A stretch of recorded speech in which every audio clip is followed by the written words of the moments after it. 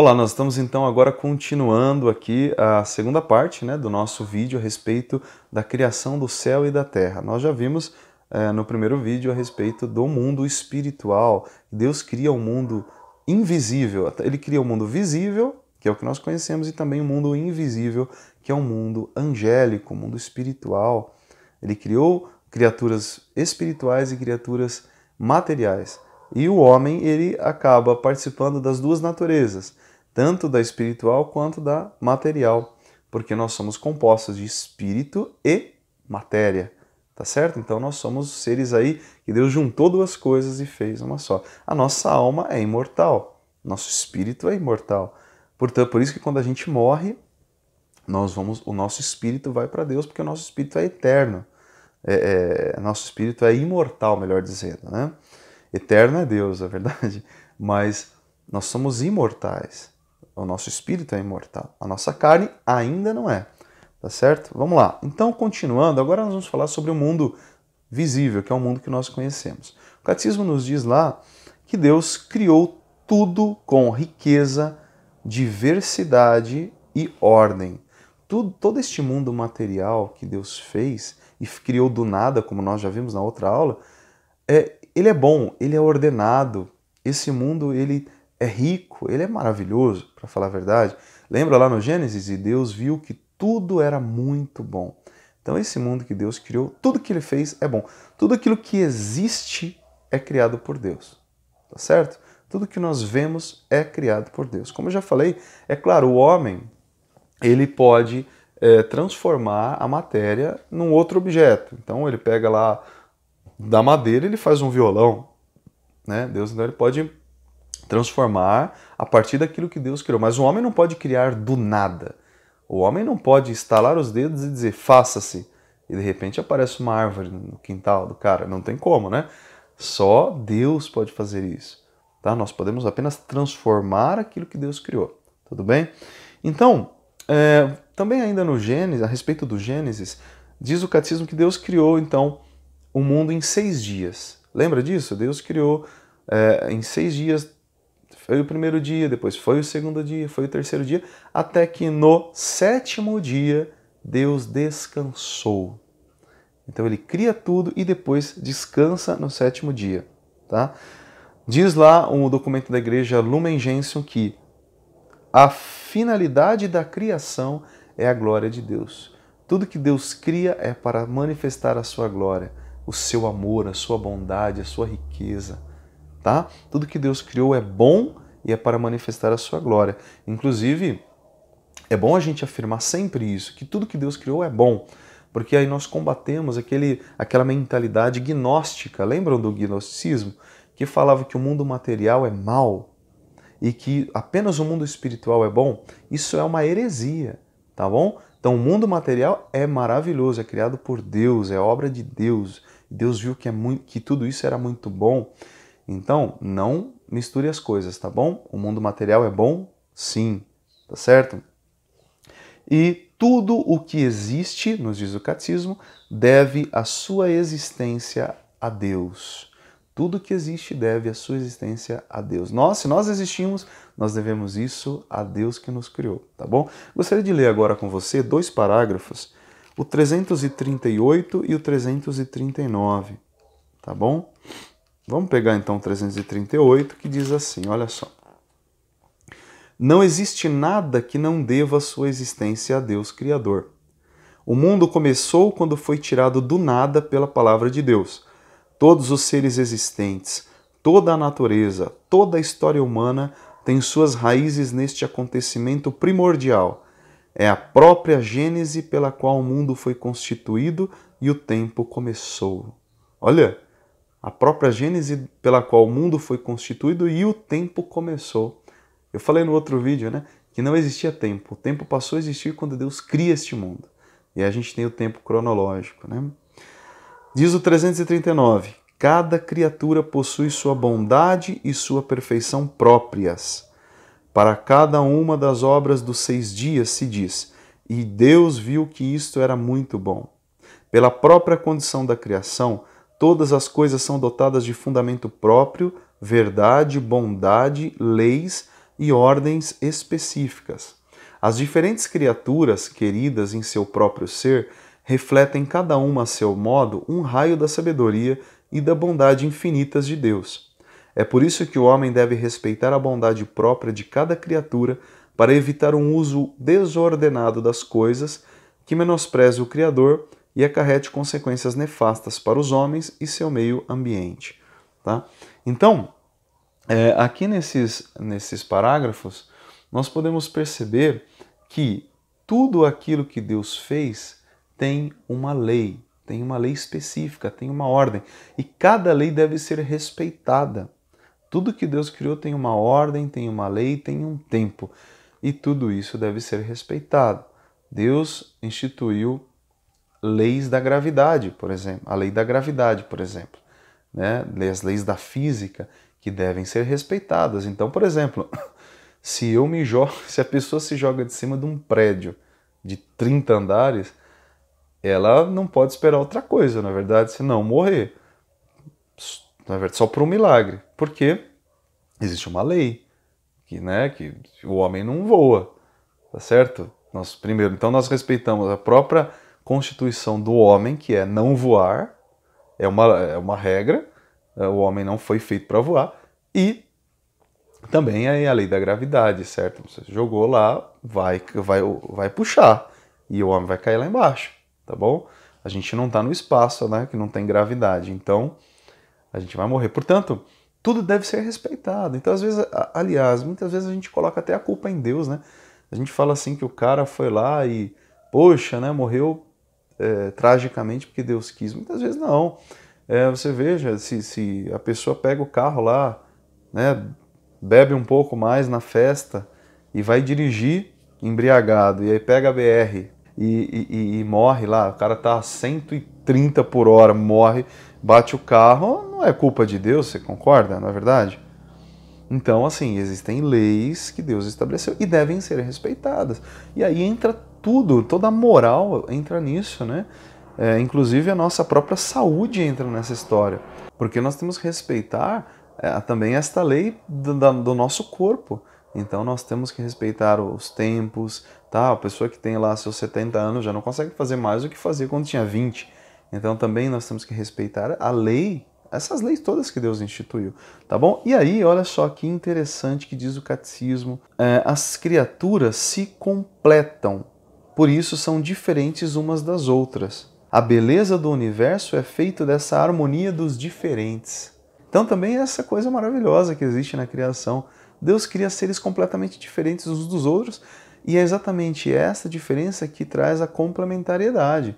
Então, nós os complementamos. Nós temos aquele animalzinho ali que é diferente daquele outro animal, que é diferente daquele outro animal, que é diferente do ser humano, que é diferente das flores.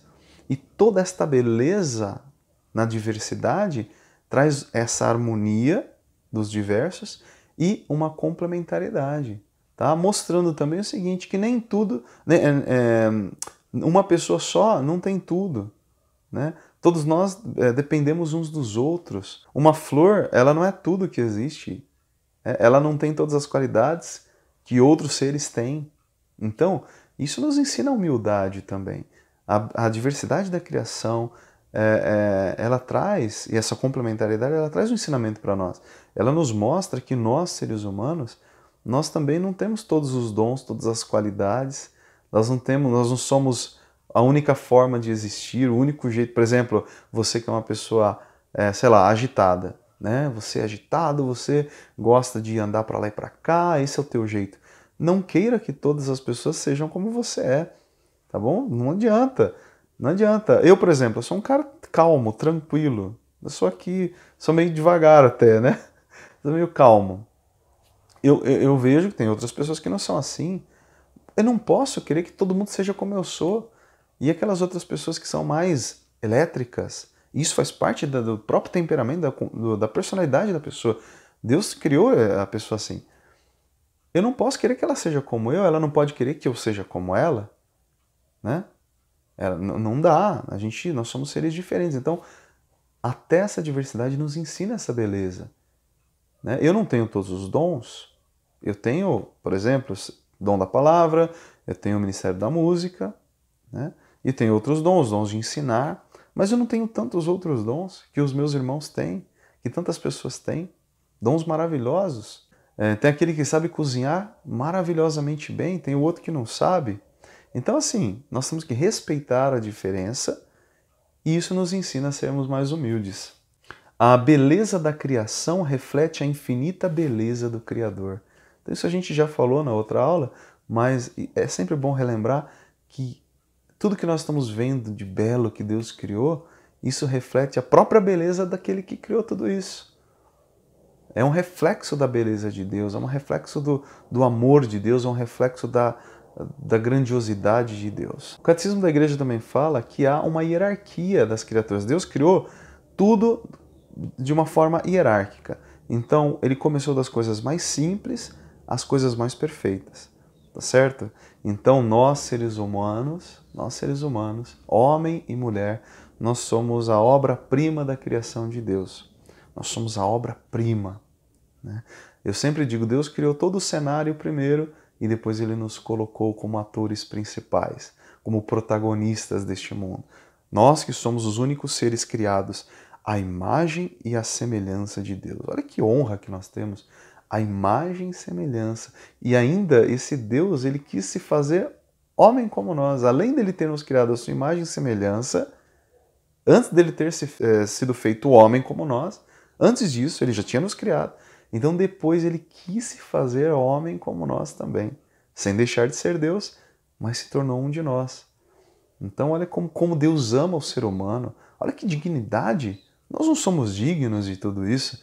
Deus fez isso porque Ele nos ama, Ele nos deu essa dignidade de sermos espirituais e materiais ao mesmo tempo, e depois Ele mesmo vir aqui se fazer um de nós para sentir a nossa dor, para sentir o que nós sentimos, para poder depois nos ajudar ainda melhor. Olha que dignidade nós temos. Inclusive, quando Deus vai criar o ser humano, Ele diz, façamos. Quando Ele cria todas as outras criaturas, Ele diz, faça-se. Então Ele diz, faça-se a luz. E a luz se fez. Façam-se as montanhas, e as montanhas se fizeram. Façam-se as plantas, façam-se os animais. Mas quando Ele vai criar o ser humano, Ele diz, façamos o homem à nossa imagem e à nossa semelhança. A Trindade se reuniu para criar o ser humano. Por isso eles dizem, façamos o homem.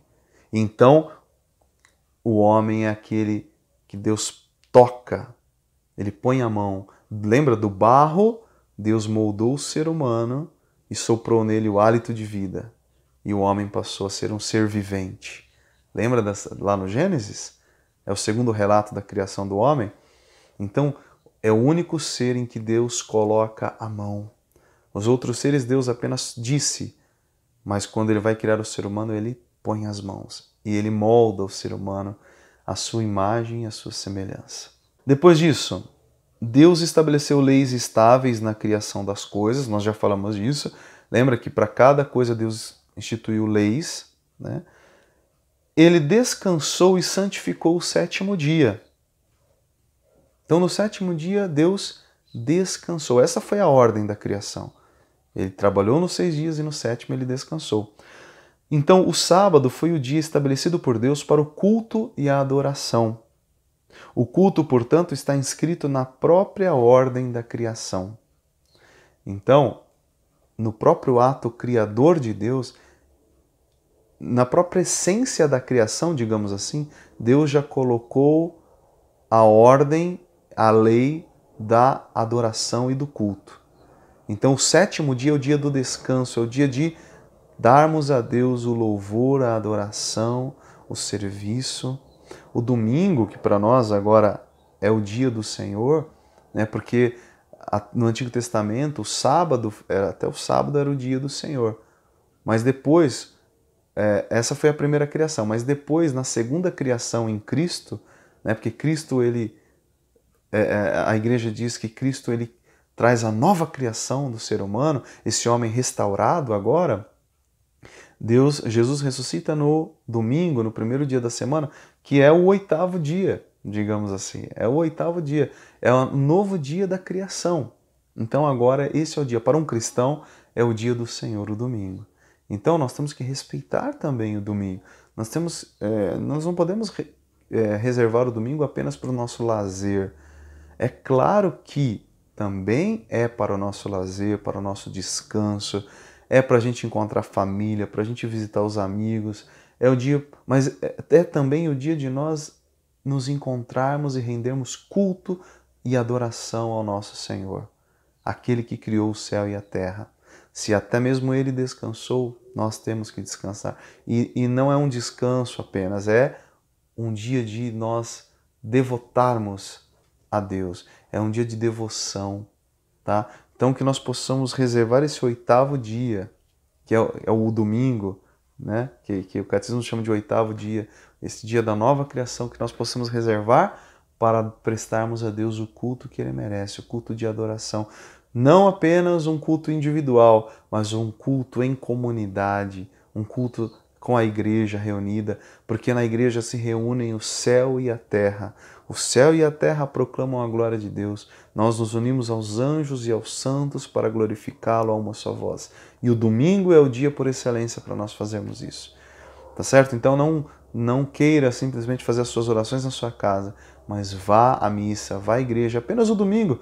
Você não vai perder tempo, você vai ganhar tempo. Você vai poder receber o corpo, sangue, alma e divindade de Jesus lá na Santa Missa. Uma horinha que você vai dedicar ao Senhor no domingo, eu acho que não é muita coisa, na verdade. E aqui então nós encerramos essa segunda parte da nossa aula sobre o Deus que criou o céu e a terra, o Deus que criou as coisas visíveis e invisíveis. Tá bom? Espero que você tenha aproveitado esta aula, que ela tenha sido de grande valia para você. E nós agradecemos muito ao nosso Senhor Jesus Cristo por ter nos acompanhado durante todo este momento e também especialmente ao nosso Padre Pio, que nos acompanhou nesta aula, que ele interceda por nós, interceda pela tua vida, pelas tuas intenções, e nós pedimos ao Senhor que Ele derrame sobre nós a sua bênção. Em nome do Pai, do Filho e do Espírito Santo. Amém. Fique com Deus e até o nosso próximo encontro.